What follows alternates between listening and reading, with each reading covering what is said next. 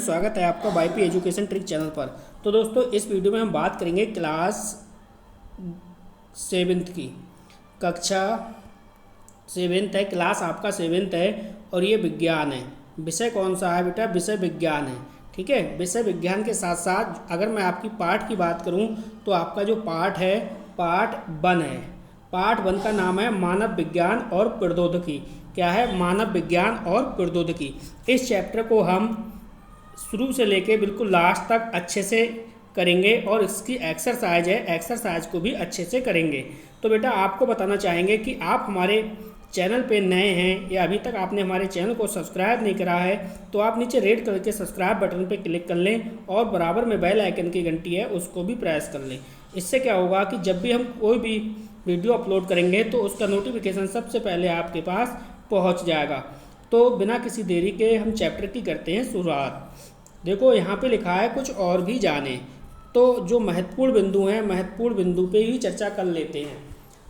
तो इसमें देखो क्या दे रखा है, कृषि के क्षेत्र में विभिन्न क्रांतियाँ। तो कृषि के क्षेत्र में कौन कौन सी क्रांतियाँ हुई हैं वो हम पहले समझेंगे। देखो ये NCERT की बुक है और यहाँ पे जितने भी क्वेश्चन कराए जाएंगे उसी बुक के कराए जाएंगे। पूरी एक्सरसाइज आपको कराई जाएगी पार्ट 1 की। तो पहला जो यहाँ पे फर्स्ट हेडिंग है हरित क्रांति। हरित क्रांति किससे संबंधित है? हरित क्रांति है फसल उत्पादन से संबंधित। इसी प्रकार दूसरा है श्वेत क्रांति। तो श्वेत क्रांति है दूध उत्पादन से संबंधित। इसी प्रकार नेक्स्ट है 3rd नंबर पे, वो है पीली क्रांति। तो पीली क्रांति है तिलहन उत्पादन से। किससे है? तिलहन उत्पादन से। 4थे नंबर पे है देखिए भूरी क्रांति। तो भूरी किससे? भूरी है आपकी उर्वरक उत्पादन से। यहाँ से क्वेश्चन बन जाता है बेटा कि हरित क्रांति किससे संबंधित है, तो आपका जवाब क्या होगा? फसल उत्पादन से। दूसरा क्वेश्चन पूछ सकता है श्वेत क्रांति किससे संबंधित है, तो आपका जवाब होना चाहिए दूध उत्पादन से। तीसरा पॉइंट आपका पीली क्रांति किससे संबंधित है, तो तिलहन उत्पादन से संबंधित है। भूरी क्रांति किससे संबंधित है, तो उर्वरक उत्पादन से संबंधित है। अगला पॉइंट है नीली क्रांति। तो नीली क्रांति जो संबंधित है वो मत्स्य उत्पादन से संबंधित है। ठीक है, आपको कोई भी समस्या नहीं आएगी, आप चिंता ना करें। वीडियो को बिल्कुल लास्ट तक देखना, सारे के सारे डाउट आपके क्लियर हो जाएंगे और पूरे पार्ट की हम एक्सरसाइज भी आपको कराएंगे। ठीक है, अब देखो यहाँ पे देखो मोटा मोटा लिखा है डॉक्टर वर्गीस कुरियन जो हैं वो क्षेत्र क्रांति के जनक हैं, यानी श्वेत क्रांति के जनक हैं। ठीक है, श्वेत क्रांति के अगर आपसे जनक पूछे तो श्वेत क्रांति के जनक हैं डॉक्टर वर्गीस कुरियन। ये आपको ध्यान रखना है। ठीक, अगला जो पॉइंट है एमएस स्वामीनाथन हरित क्रांति के जनक हैं। तो जो एमएस स्वामीनाथन है, MS स्वामीनाथन है, वो हरित क्रांति के जनक हैं। कहाँ पे? भारत में। कहाँ पर? भारत में। अगर हम इसमें विश्व की बात करें, आपसे अगर क्वेश्चन पूछे आप ये बताओ विश्व में हरित क्रांति के जनक कौन हैं, तो विश्व में हरित क्रांति के जनक हैं वो हैं नॉर्मन बोरलॉग।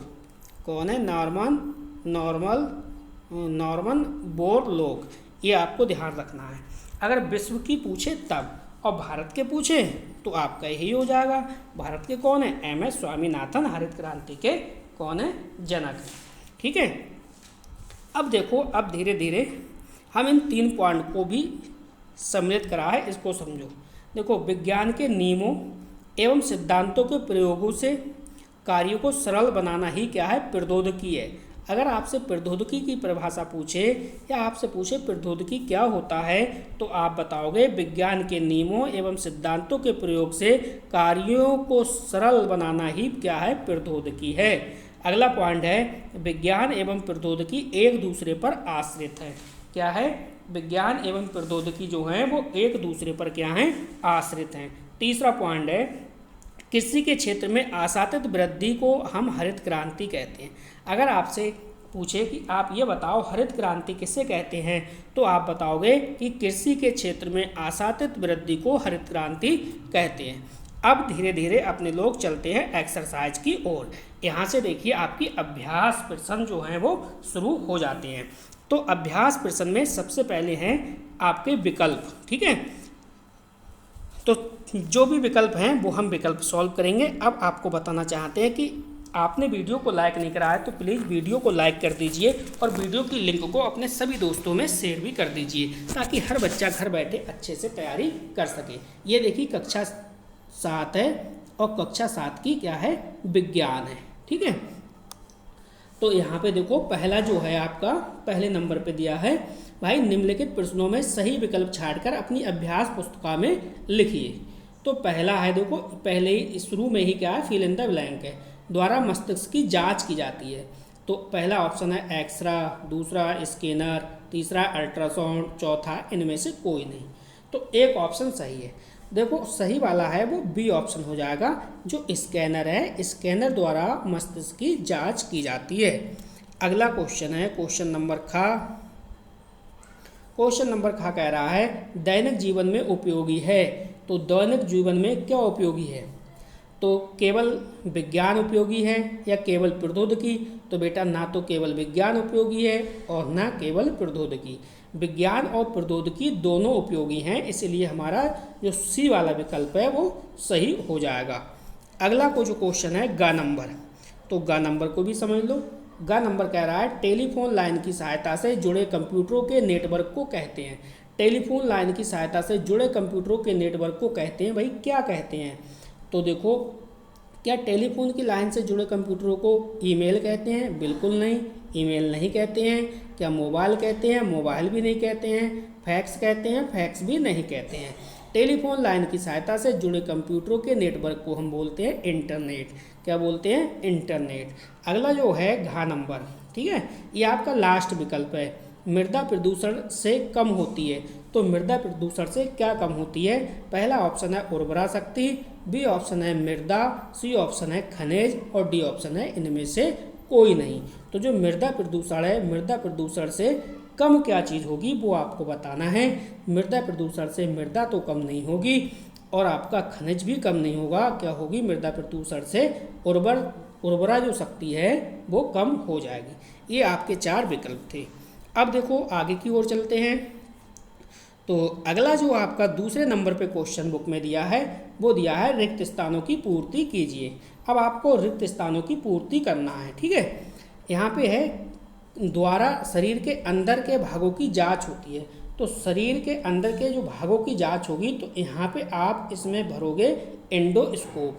क्या भरोगे बेटा, एंडोस्कोप भरोगे, ठीक है।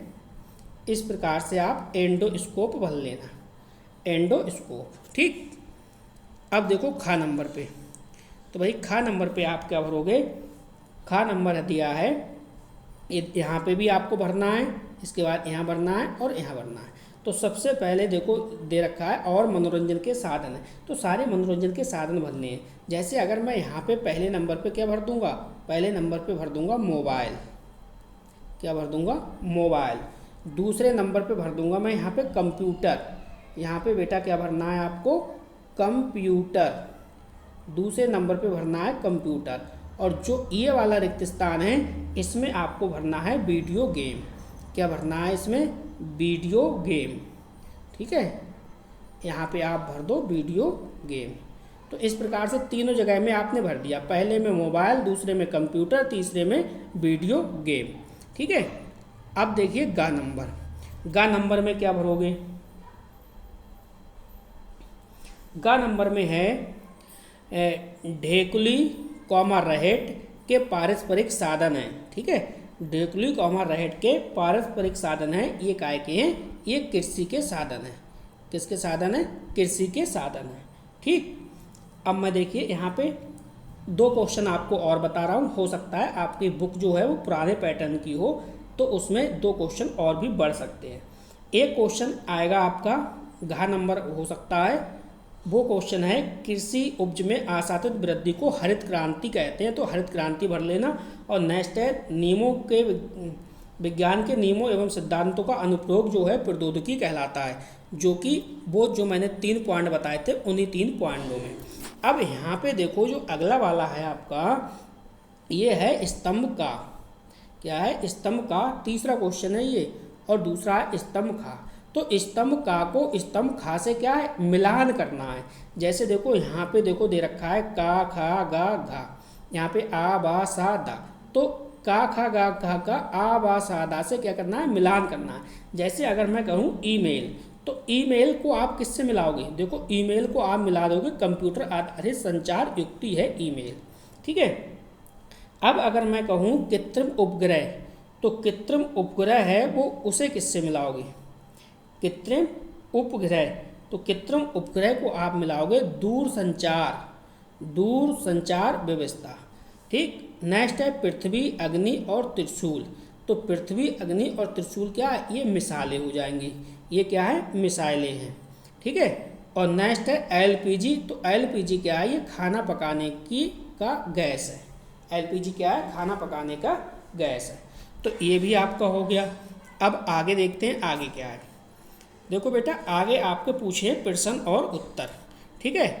कौन कौन से प्रश्न पूछे हैं, ये 4 से लेकर 8 तक प्रश्न पूछे हैं आपसे कि प्रौद्योगिकी का क्या अर्थ है, विज्ञान और प्रौद्योगिकी में क्या संबंध है, हरित क्रांति क्या है, राष्ट्रीय सुरक्षा के क्षेत्र में प्रौद्योगिकी का क्या योगदान है, विज्ञान और प्रौद्योगिकी के विकास में होने वाली हानियों को संक्षेप में लिखिए। तो हम इन क्वेश्चनों के आपको आंसर भी करा रहे हैं, ठीक है। आपको कहीं भी जाने की कोई भी ज़रूरत नहीं है, हम आपको इनके आंसर भी करा दे रहे हैं।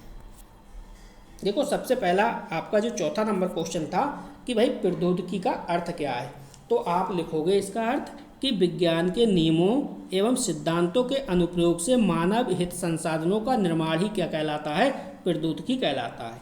तो ये तो हो गया चौथे क्वेश्चन का आंसर, ठीक। अब है आपका पांचवा क्वेश्चन। तो पांचवा क्वेश्चन क्या कह रहा है, विज्ञान और प्रौद्योगिकी में क्या संबंध है। तो भाई पांचवा क्वेश्चन कह रहा है विज्ञान और प्रौद्योगिकी में क्या संबंध है, तो इसे भी समझ लो। देखो पेट्रोल और डीजल की खोज के बाद पेट्रोल एवं डीजल के इंजन का आविष्कार हुआ, जिसका दैनिक जीवन में उपयोग कार, बस, ट्रैक्टर, स्कूटर आदि चलाने में किया जा रहा है। इसके अतिरिक्त विद्युत का आविष्कार हुआ, जिसका उपयोग रेल इंजन, इलेक्ट्रॉनिक उपकरणों आदि में किया जा रहा है। इस प्रकार विज्ञान के आविष्कार से नई प्रौद्योगिकी विकसित होती है तथा प्रौद्योगिकी के उपयोग के क्या है, उपयोग से नए वैज्ञानिक खोज एवं आविष्कार होते हैं। अतः स्पष्ट है कि विज्ञान और प्रौद्योगिकी में घनिष्ठ संबंध है। तो ये इसका उत्तर हो गया। अगला जो उत्तर है प्रश्न है वो है प्रश्न नंबर 6। तो प्रश्न नंबर 6 क्या कह रहा था, हरित क्रांति क्या है। तो इसका आंसर लिखोगे कृषि में आशातीत वृद्धि को हरित क्रांति कहते हैं। तो छठा क्वेश्चन भी हो गया आपका। अब सातवां क्वेश्चन देखो, राष्ट्रीय सुरक्षा के क्षेत्र में प्रौद्योगिकी का क्या योगदान है। तो भाई राष्ट्रीय सुरक्षा के क्षेत्र में प्रौद्योगिकी का महत्वपूर्ण योगदान है। हमारे देश में पृथ्वी, अग्नि, त्रिशूल जैसी मिसाइलों का निर्माण और सफल प्रक्षेपण हो चुका है। इसके प्रयोग से शत्रु देश के युद्ध अस्त्रों को नष्ट किया जा सकता है। ये सातवां क्वेश्चन हो गया आपका। अब चलते हैं, देखिए आठवां क्वेश्चन क्या कह रहा है भाई। हम आपको पूरी एक्सरसाइज कराएंगे। ये कक्षा 7 की विज्ञान है और पाठ पहला है आपका मानव विज्ञान और प्रौद्योगिकी। तो क्वेश्चन नंबर 8वां देखो क्या है, विज्ञान और प्रौद्योगिकी के विकास में होने वाली हानियों को संक्षेप में लिखिए। तो विज्ञान और प्रौद्योगिकी के विकास से मनुष्य को केवल लाभ ही नहीं मिलता, वरन इससे अनेक प्रकार की हानियाँ भी हुई हैं। बड़े बड़े उद्योगों से निकलने वाले अपशिष्टों को नदियों में अथवा भूमि पर विसर्जित कर दिया जाता है, जिसके कारण नदी का जल तथा भूमि प्रदूषित हो रही है। कृषि में उर्वरकों और कीटनाशकों के अत्यधिक प्रयोग से मृदा प्रदूषण हो रहा है। स्वचालित मशीनों का प्रयोग बढ़ने से बेरोजगारी बढ़ रही है। जंगलों की अंधाधुंध कटाई के कारण वातावरण प्रदूषित हो रहा है और अनेक वन्य प्राणियों का अस्तित्व जो है वो खतरे में है। इस प्रकार से आप 8वें क्वेश्चन का आंसर लिख सकते हो आराम से। अब देखो क्वेश्चन नंबर 9। तो क्वेश्चन नंबर 9 है इंटरनेट क्या है। ठीक है, तो इंटरनेट क्या है इसके बारे में आप लिखोगे। इंटरनेट कंप्यूटर की नवीनतम प्रणाली है। विश्व के हजारों छोटे छोटे कंप्यूटर नेटवर्क टेलीफोन लाइन से जोड़ दिए जाते हैं। टेलीफोन लाइन की सहायता से जुड़े कंप्यूटर नेटवर्क को इंटरनेट कहते हैं। इसकी सहायता से हम घर बैठे विभिन्न प्रकार की विभिन्न विषयों से जुड़ी सूचनाएं पल भर में प्राप्त कर सकते हैं। ये आपका 9वें क्वेश्चन का आंसर था। अब आपका जो क्वेश्चन है वो 10वां है, प्रश्न नंबर 10। परिवहन के 4 साधनों के नाम लिखो। अब देखो परिवहन का मतलब क्या होता है। जो सार्वजनिक परिवहन होते हैं चलते हैं ये भी होते हैं, और जो आपके निजी होते हैं वो भी होते हैं। तो ये परिवहन है जिसके माध्यम से आप आने जाने का कार्य करते हो। तो रेलगाड़ी, जलयान, हवाई जहाज, कार, आप और भी कुछ लिख सकते हो। आप साइकिल लिख सकते हो, मोटरसाइकिल लिख सकते हो, ठीक है, बस लिख सकते हो। आप आने जाने वाले जितने भी चीज़ें हैं, जहाज है, वो भी लिख सकते हो आप, ठीक है। तो ये आपका पहला पार्ट था, वो समाप्त हुआ। अब जो अगला जो चैप्टर आएगा वो आपका दूसरा चैप्टर आएगा, और दूसरा चैप्टर है आपका रेशों से वस्त्र तक। रेशों से वस्त्र तक आपका दूसरा चैप्टर है। तो वीडियो को लाइक करके जाना, और वीडियो की लिंक को अपने सभी दोस्तों में शेयर भी करके जाना। अगर आप इसकी PDF चाहते हैं तो आप हमारे टेलीग्राम चैनल से ज्वाइन हो जाइए। टेलीग्राम चैनल की लिंक इस वीडियो के डिस्क्रिप्शन में प्रोवाइड करा दी है, वहाँ पे इसकी PDF भी आपको मिल जाएगी। बस बेटा, वीडियो देखने के लिए आपका बहुत बहुत धन्यवाद। मिलते हैं नेक्स्ट वीडियो में।